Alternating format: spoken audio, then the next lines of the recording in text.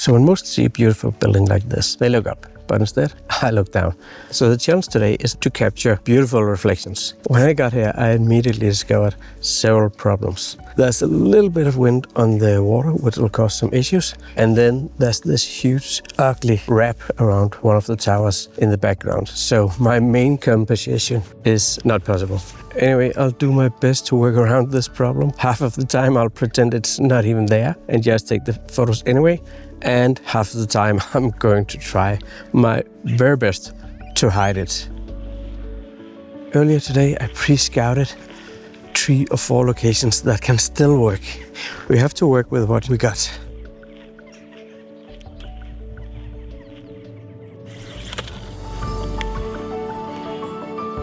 So for this first image, I've chosen this location with this circular pond. And if you have a little bit of breeze, it's really a good idea to find something that's narrow with some trees on the side and not much chance for the wind to stir up anything. And one more thing, for reflections, they beg for symmetry. So that's why I placed the reflection intersection line just in the middle.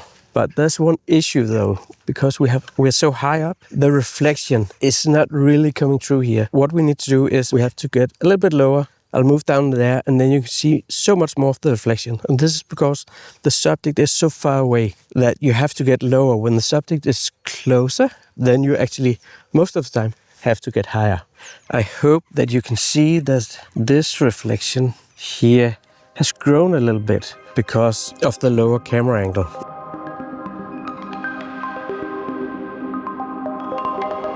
Now, I'm using a 70mm because with a wide angle, just zoom out to 24, you can see this looks kind of nice, but the castle is very small in the frame right now. So because of the subject distance, I'm zooming in and just taking a little bit closer framing, slower shutter speeds, and around, we'll usually go between f7 or f11. Remember, we need to get both the subject in focus and the reflection.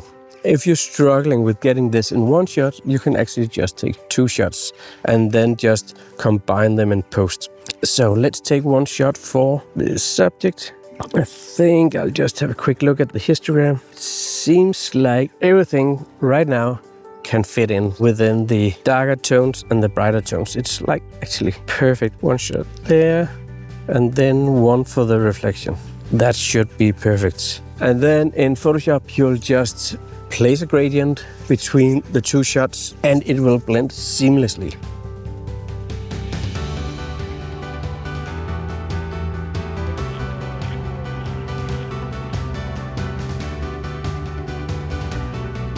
I have just set up at the second location. The water is completely flat here. It's incredibly beautiful, where you can really see the details in the water. I have switched lenses, so now I have a 20mm on this camera. I'm much closer to the subject, so I need to get more into the frame. One thing that I've seen so many times before, and one of the things I did as a beginner was, I focused so much to get the top of the building. I don't even have the top and I don't even have the bottom. This is one of the most common mistakes, especially when you do reflections. Remember, the subject is almost double the size. Anyway, if you think that the sky is too boring, you can play a little bit with how much of the sky you include and how much of the reflection.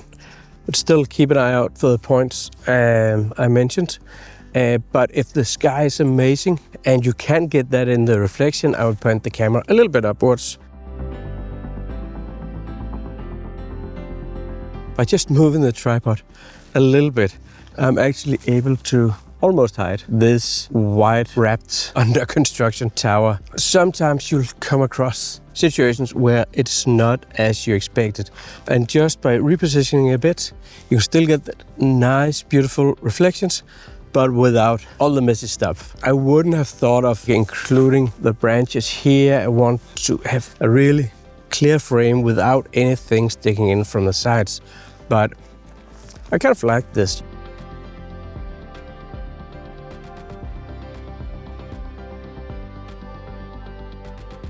So I've changed the composition just a tiny bit. I've moved a little more to the right.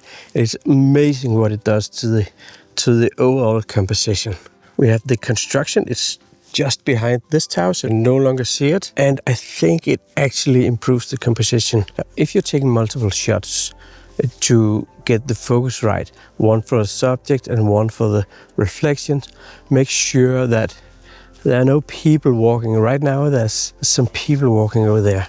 When you take the focus shot for the subject and there's people and they've moved, when you take the reflections, it looks kind of fake. You really have to pay attention to small details like this, because pixel peepers will definitely tell you that something is off, and they're right about that.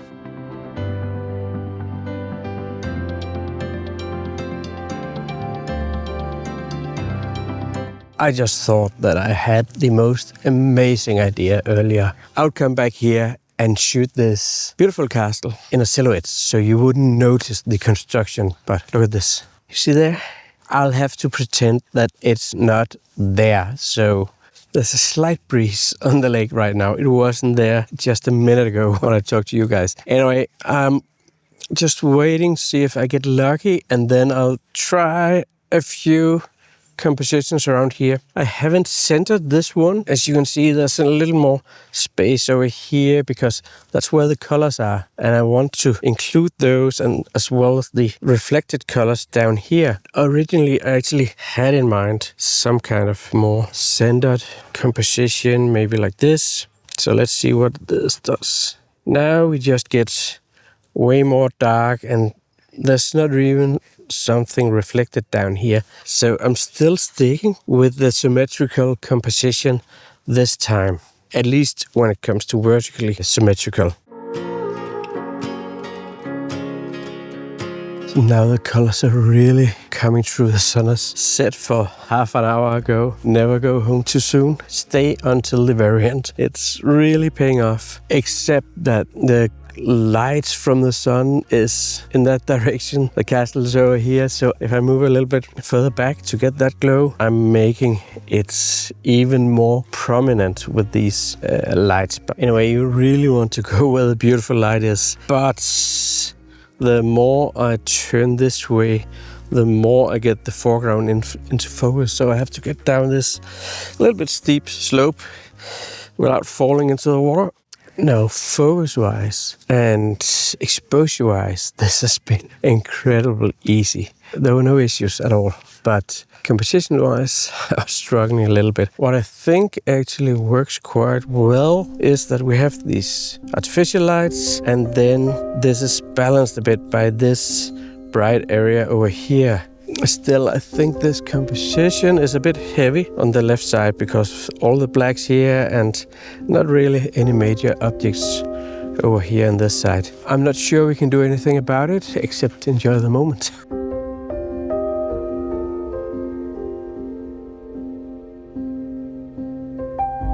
Anyway, it's getting dark. I better head home. It's not always that you have beautiful subjects like this, like a castle in front of you. Sometimes the place you're in just seems quite boring and flat and uninteresting. And if this is the case, you want to check out this video up here. That'll tell you all about how to compose in flat and boring landscapes to get stunning photos. See you over there. Take care.